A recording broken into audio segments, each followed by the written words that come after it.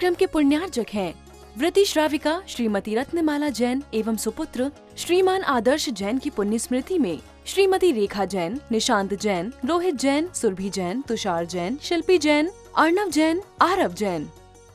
ताणम नमो सिदाणम नमो आयरियाणम नमो वजायाणम नमो लोये सौवसाहुणम हे सो पंच नमो यारो सवे पाव प्रेणासणो मंगलाणम च सब्बे सिम पड़मम हवै मंगलम पड़मम हवै मंगलम। बोल महावीर भगवान की, परम पूजा श्री आदि सागर जी महाराज की, परम पूजा श्री महावीर कीर्ति महाराज की, परम पूजा श्री विमल सागर जी महाराज की, परम पूजा सन्मति सागर जी महाराज की, परम पूजा सुनील सागर जी गुरुदेव की। आइएगा हम नमस्ते करें परम पूजाचार्य भगवान समंत भद्र स्वामी को, हम नमस्ते करें परम पूजाचार्य भगवान प्रभाचंद्र स्वामी को, जिनकी कृपा प्रसाद से आज हम इस मुकाम तक, इस क्षण तक यहाँ पर आ पाए हैं।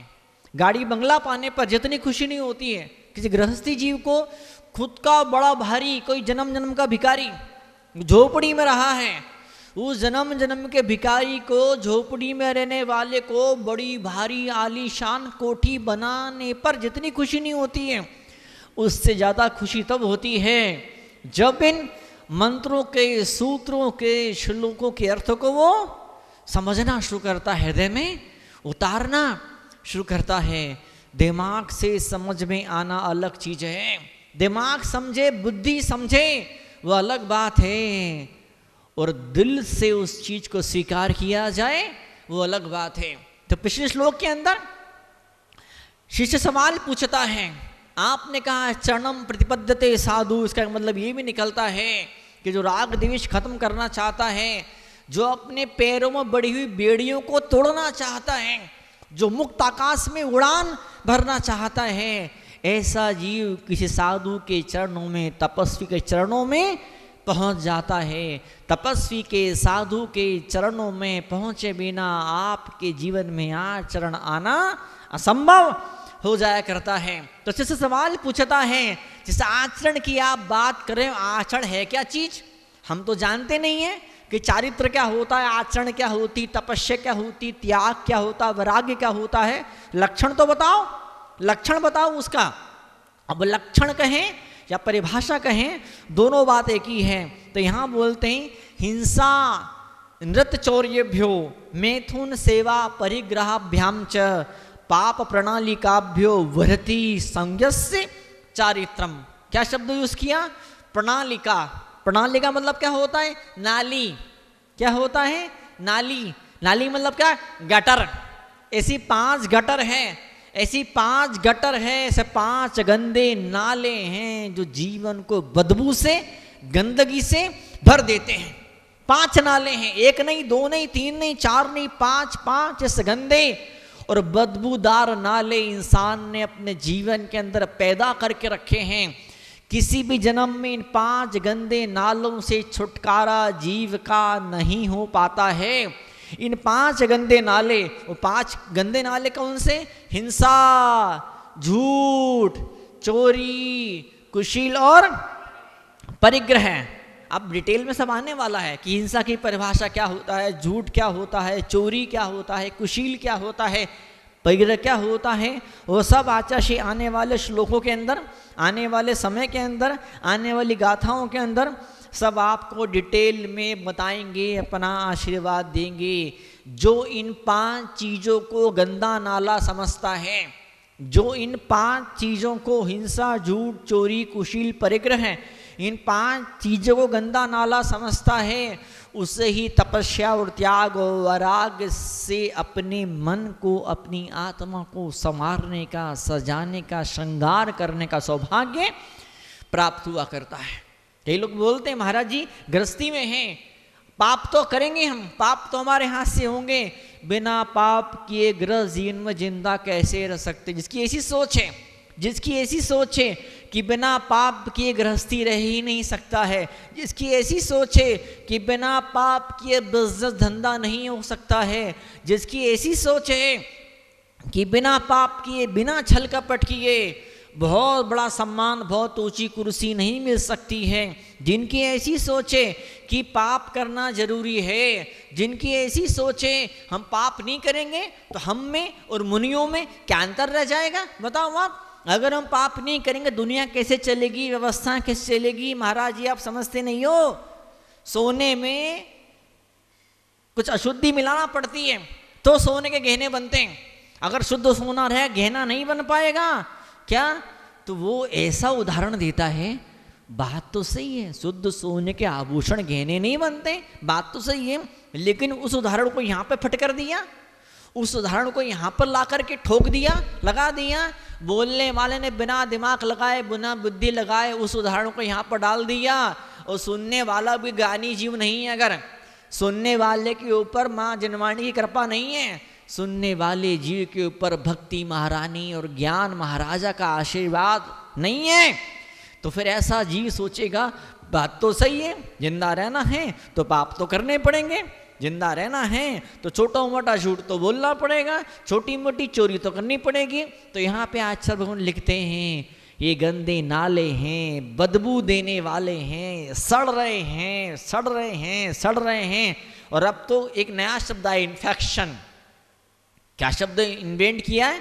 कई डॉक्टरों ने, कई वैज्ञानिकों ने एक नया शब्द का आविष्कार किया, इन्फेक्शन और एलर्जी। इन्फेक्शन और एलर्जी। इस इन्फेक्शन उस एलर्जी शब्द का आविष्कार करके ऐसे अरबों खरबों डॉलर का बिजनेस स्टार्ट कर दिया। कोरोना काल में देखा होगा आपने कि वो बैक्टीरिया है तो इन्फेक्शन न हो जाए, इन्फेक्शन न हो जाए, फिर वो सैनिटाइजर है ना, सैनिटाइजर तो छोटा सा डब्बा, एक सड़ा गला केमिकल, वो बाप रे 2-2 हजार के डब्बे बिके, जो मुश्किल से 1 रुपए में भी जिसकी मैन्युफैक्चरिंग कास्ट नहीं होती है, मैन्युफैक्चरिंग कास्ट 1 रुपए में भी जिसकी लागत मूल्य नहीं है, वो 1000-2-2 हजार का बिका। क्यों? इन्फेक्शन न हो जाए, इन्फेक्शन, धूल से मुझे इन्फेक्शन है, मुझे धूल से मुझे एलर्जी है। अरे पगला मूर्ख, धूल से एलर्जी होती क्या? हमारे सारे बाप दादे, हमारे सारे पुरखे धूल में खेले हैं। कई लोग जो 50 साल के 60 साल के गांव में पैदा हुए वो सब धूल में खेले हैं। हमारी माताएं बहनें जो दादियां, उनसे पूछो पुराने जमाने जब चूल्हा जलाते थे, लकड़ियों में जब रोटी बनती थी तो शायद उसका नाम फूकनी होता था। फूकनी एक लोहे का पाइप होता था, उस लोहे के पाइप के मुंह के पास रखते थे, जोर से फूक मारते थे और फिर वो लकड़ी जलती थी। जब बरसात का मौसम होता था तो जिन्होंने चूल्हे में रोटी बनते कभी देखी होगी उनको अनुभव होगा इस चीज का। जब वो माता बहन जब वो लोहे के पाइप से फूकनी से फूक मारती थी चूल्हे के अंदर तो जोर से धुआं निकलता था। और ठंड का मौसम हो, बरसात का मौसम हो और लकड़ी सूखी, बिल्कुल सूखी नहीं हो तो बड़ा भारी धुआं होता था। और वो माता बहना खांसती थी भी, वो छींकती भी थी, लेकिन उसके बावजूद भी न धुएं से एलर्जी होती थी न धूल से एलर्जी होती थी। पुराने जमाने में सभी धर्मों जातियों को लोग गोबर से अपने मकान को लीपते थे, गोबर से, मिट्टी से अपने मकान को लीपते थे, तो न गोबर से एलर्जी होती थी और न मिट्टी से एलर्जी होती थी और न ही पानी से एलर्जी होती थी। और अब के ज़माने की ऐसी देवियाँ पैदा हो गई है, हाँ, 30 साल की 40 साल की उम्र की, उनको 100 चीज़ से एलर्जी होती है। एलर्जी क्यों होती है? पाप प्रणाली का, पाप में देवियां घुस गई है। मैं तो ऐसी सी माताओं बहनों को जानता हूँ, मैं ऐसे से भाइयों को जानता हूँ, इतनी सारी पूजा और इतना सारा धर्म ध्यान और इतने सारे स्वाध्याय, इतनी सारी मंत्र जाप, और सोते कब हैं? रात को 12 बजे। भाई ऐसी हमको नींद ही नहीं आती है। नींद क्यों नहीं आती है? मोबाइल नाम का राक्षस या मोबाइल नाम की चुड़ैल तो घुस चुकी है आपकी लाइफ के अंदर। ऐसे धर्मात्मा जीव भी जिनके 1000 तरह के नियम है, 1000 तरह के जिनके दुनिया भर की तप और त्याग, तो कई तो महिलाएं माता बहनें के पुरुष ऐसे भी हैं जो साधु से ज़्यादा तप और त्याग कई सारी बार कई मौक़ों पर कर लेते हैं। ऐसे लोग भी रात को टाइम पे सोते नहीं हैं। जब रात को टाइम पे सोओगे नहीं तो सुबह जल्दी नहीं उठ पाओगे, और जब सुबह जल्दी नहीं उठ पाओगे तो फिर क्या होगा, 1000 तरह की बीमारियां घर करना शुरू कर देगी। इसलिए अगर आप चाहते हो स्वास्थ्य सुरक्षित रहे, परिवार का प्रेम सुरक्षित रहे, ये संस्कृति, ये धर्म, ये मर्यादाएं, ये परंपराएं अगर सुरक्षित रहें तो टाइम पे सो और टाइम पर उठो। जो टाइम पे नहीं सो पाएगा, जो टाइम पे नहीं उठ पाएगा, वो इंसान कभी भी स्वास्थ्य के आनंद को प्राप्त नहीं कर पाएगा, स्वस्थ नहीं हो पाएगा। और स्वस्थ का मतलब क्या होता है? स्वस्थ का मतलब क्या होता है? स्व मतलब खुद के अंदर, इस्त मतलब स्थित, अपने अंदर स्थित नहीं हो पाएगा, अपनी आत्मा में स्थित नहीं हो पाएगा। स्व का एक मतलब पूज्य पादाचार्य ने स्वसाति सर्गोदानम, वहां पर पूज्य पादाचार्य ने 100 शब्द का अर्थ लिखा है रुपया, पैसा, धन। जो टाइम पे नहीं सोएगा, टाइम पे नहीं उठेगा, स्वस्थ, सो यानी कि पैसा, उसे पैसा भी नहीं मिल पाएगा। पुराने जमाने में वो चलती थी पोयम, 2 लाइन चलती थी अंग्रेजी भाषा में, क्या? Early to bed, early to rise, makes a man healthy. Healthy मतलब क्या? स्वस्थ। वेल्दी, वेल्दी मतलब क्या? पैसा, पैसा। Healthy, wealthy and wise. Wise मतलब क्या? वाइस मतलब क्या? वाइस मतलब क्या? Vice principal, vice chancellor. Vice मतलब क्या? वाइस चांसलर, वाइस प्रिंसिपल मतलब क्या?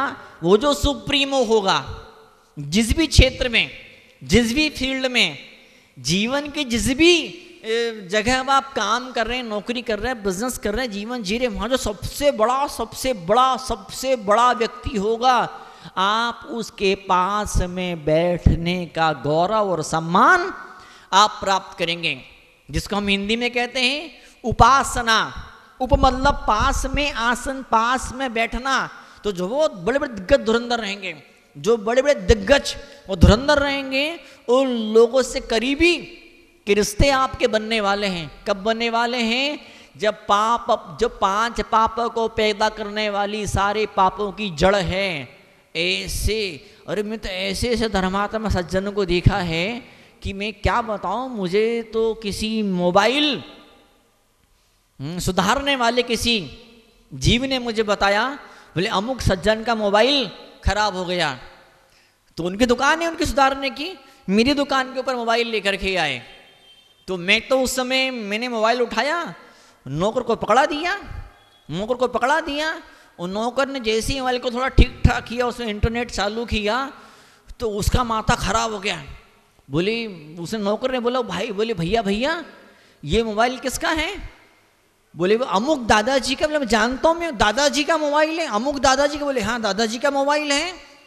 बोले वो दादाजी तो कितनी सारी पूजा पाठ करते, बिल्कुल पड़ोस में रहते थे, दिन भर घर से पूजा पाठ की आवाज़ें आती थी, दिन भर दुनिया भर के मंत्र जाप की आवाज़ें आती थी, दिन भर पूजा पाठ की आवाज़ें आती थी। बोले उन दादाजी के मोबाइल के अंदर, गूगल हिस्ट्री के अंदर ढेर सारी गंदी गंदी वेबसाइट डली हुई है, खुली हुई है। इन 5 पाप से बचना सबकी बस की बात नहीं होती है। कई ऐसे धर्मात्मा जीव दुनिया भर का तप और दुनिया भर का त्याग करते हैं। उनके मोबाइल को उठा करके देखे जाए, हिस्ट्री में घुसो, यूट्यूब हिस्ट्री में घुसो, गूगल हिस्ट्री में घुसो, तो मालूम पड़ेगा कि उन सज्जन ने मोबाइल का कितना खतरनाक दुरुपयोग किया भोग के लिए, वासनाओं के लिए। अभी कुछ दिन पहले यहीं पर इसी मंदिर जी में, इसी चौक भोपाल मंदिर जी में एक दादाजी आए थे। मुझे बहुत गर्व से बताते, 80 साल की उम्र, कितने साल की उम्र? 80 साल की उम्र दादाजी की। और मुझे बड़े शान से बोलते, महाराज जी महीने में 360 दिन का ब्रह्मचर्य का नियम। 80 साल के दादाजी, 360 दिन। मैं कहा 365 दिन क्यों नहीं, 5 दिन क्यों छोड़ दिए? बोले महाराज मैं धीमे धीमे बढ़ाते चले जा रहा हूं। मैं पहले में 355 दिन का ब्रह्मचर्य का नियम था मेरा, अब मैंने 55 के 56 की 57 में 60 तक आ गया मैं। 360 दिन का। अरे इन पापों से पीछा छुड़ाना, पिंडा छुड़ाना सबके बस की बात नहीं होती है। ये चूंकि ग्रंथ आचार्य भगवान ने चंडाने ग्रंथ लिखा है, लेकिन द्रव्य संग्रह नेमिचंद स्वामी ने लिखा है असुहादो विणवित्ति सुहादो पवित्ति यजान चारित्रम। यहां पर उन्होंने कहा है कि इन 5 पापों से दूर जाना इसका नाम चारित्र है, तपस्या है, त्याग है, वैराग्य है। लेकिन वहां पर द्रव्य संग्रह के अंदर आचार्य भगवान नेमी चंद्र आचार्य, जिन्होंने इतने महान गोमटेश बाहुबली भगवान की उस अजर अमर मूर्ति की प्रतिष्ठापना करी, वो नेमीचंद स्वामी लिखते हैं, क्या लिखते हैं, तुम मात्र 5 पाप से छूटे हो इतना पर्याप्त नहीं है। तुम्हारे बाप के बाप में दम नहीं है जो इन 5 पाप से छूट जाओ। तुम इन 5 पाप से तभी छुटकारा पा सकोगे जब असुहादो विनिवृत्ति और सुहे पवित्ति, शुभ में प्रवृत्ति होगी, शुभ में प्रवृत्ति होगी, शुभ में प्रवृत्ति होगी, शुभ क्रियाएं शरीर के द्वारा होगी, शुभ भावनाएं मन के भीतर पैदा होगी, शुभ शब्द जब मुंह से निकलेंगे तो तुम इन 5 पापों से छूट पाओगे। तो शुभ में प्रवृत्ति हो, इन 5 पापों से छूटे, भली मोटे रूप में छोड़ो, भले पूरी तरह से आप त्याग नहीं कर पाओ, मत कर पाओ, भले में हफ्ते में 1 दिन के लिए आप त्याग करो, लेकिन सच्चा त्याग तभी होगा। इन 5 पापों से सच्चा त्याग भले 1 सेकंड के लिए हो, भले महीने में 1 दिन के लिए हो, सच्चा त्याग तभी होगा जब आप शरीर से, मन से, शब्दों से शुभ क्रियाएं करने लगेंगे। और अगर शुभ क्रियाएं आपके द्वारा नहीं होती हैं, शुभ क्रिया शुभ स्थानों पर आपका जाने का मन नहीं होता है, प्रवचन चल रहे हैं वहाँ हमारा जाने का मन ही नहीं है। कि धर्मात्मा जी वैसे होते, प्रवचन चल रहे होते हैं तो समय की बहुत दिक्कत होती है, तो दर्शन करके बेचारे आगे निकल जाते हैं। लेकिन आते तो हैं, भले 1 मिनट के लिए आए, भले 2 मिनट के लिए आए, भले सिर्फ नमस्तु कर लें, भले बैठ के नमस्तु नहीं भी करें, खड़े खड़े ही नेताओं के स्टाइल में हाथ जोड़ने पर हाथ तो जुड़ ही जाते हैं। इस कार्यक्रम के पुण्यार्जक हैं व्रती श्राविका श्रीमती रत्नमाला जैन एवं सुपुत्र श्रीमान आदर्श जैन की पुण्य स्मृति में श्रीमती रेखा जैन, निशांत जैन, रोहित जैन, सुरभि जैन, तुषार जैन, शिल्पी जैन, अर्णव जैन, आरव जैन।